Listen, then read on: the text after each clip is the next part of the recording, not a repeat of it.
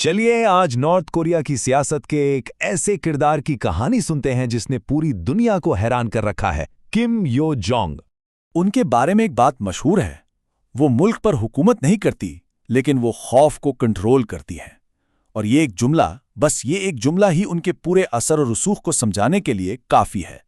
जरा सोचिए, एक ऐसा मुल्क जहां एक मुस्कुराता हुआ चेहरा पूरी दुनिया को खौफनाक धमकियां देता है और सब बस चुपचाप सुनते रहते हैं।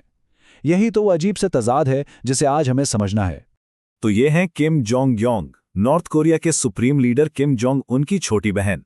लेकिन उनकी पहचान सिर्फ इतनी ही नहीं। असल में वो नॉर्थ कोरिया की सबसे ताकतवर और सबसे खतरनाक खातून मानी जाती हैं। एक ऐसी हकीकत जो यकीनन हैरान कर देती है।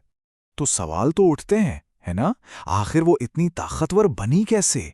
उनका असल रोल क्या है? और सबसे बढ़कर उन्हें आयरन प्रिंसेस क्यों कहा जाता है? चलिए इन्हीं सवालों के जवाब ढूंढते हैं। तो सबसे पहले उनके पावर में आने की कहानी देखते हैं। आखिर ये सफर शुरू कहां से हुआ?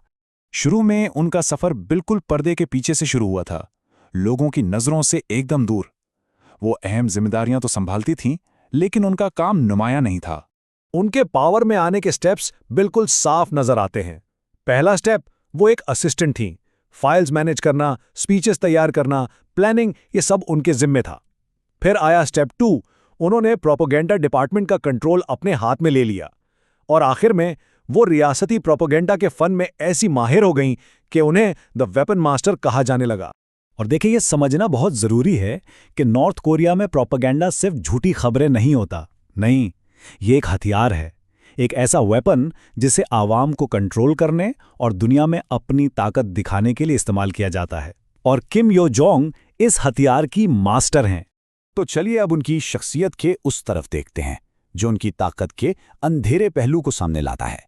रिपोर्ट्स की माने तो किम यो जोंग का रोल बहुत संगीन है। वो हाई लेवल पॉलिटिकल डिसीजंस में शामिल रही हैं। उन्होंने डायरेक्ट दूसरे मुल्कों को धमकियां दी हैं और उनका नाम कुछ हाई प्रोफाइल एग्जीक्यूशंस के साथ भी जोड़ा जाता है।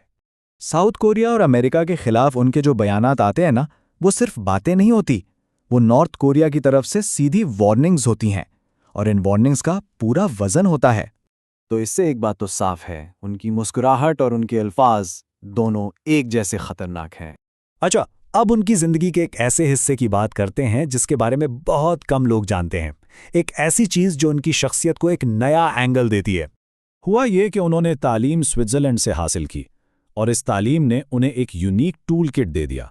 वहां से उन्हें ग्लोबल पॉलिटिक्स की गहरी समझ मिली, मीडिया मैनिपुलेशन की टेक्निक्स पर कंट्रोल हासिल हुआ और सबसे बढ़कर वेस्टर्न माइंडसेट को पढ़ने का मौका मिला। और यही वो वजह है जो उन्हें इंटरनेशनल डिप्लोमेसी में इतना इफेक्टिव बनाती है। शायद वो अपने मुखालिफिन को उनसे भी बेहतर समझती हैं। तो अब आते हैं उस सबसे बड़े सवाल पर, उनका फ्यूचर क्या है, उनका अंजाम क्या हो सकता है? सोचिए, अगर किम जोंग उनको कुछ हो जाता है तो नॉर्थ कोरिया का अगला लीडर कौन होगा? ये वो सवाल है जो आज पूरी दुनिया पूछ रही है। ज्यादातर एक्सपर्ट्स का मानना है कि वो इस रेस में सबसे आगे हैं। वजह, एक तो वो पावर सिस्टम को अंदर तक समझती हैं, दूसरा आर्मी और प्रोपेगेंडा दोनों पर उनकी ग्रिप बहुत मजबूत है, और तीसरा वो खौफ को कंट्रोल के लिए एक टूल की तरह इस्तेमाल करना बखूबी जानती हैं। तो इस पूरी कहानी के आखिर में एक चीज समझनी बहुत जरूरी है। नॉर्थ कोरिया में पावर का मतलब सिर्फ एक ओहदा या कुर्सी हासिल करना नहीं है।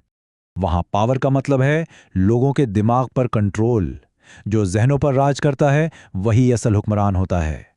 और किम यो जोंग उस कंट्रोल की क्वीन है। तो सवाल वहीं का वही है, आयरन प्रिंसेस या फ्यूचर डिक्टेटर? इसका जवाब शायद वक्त ही देगा।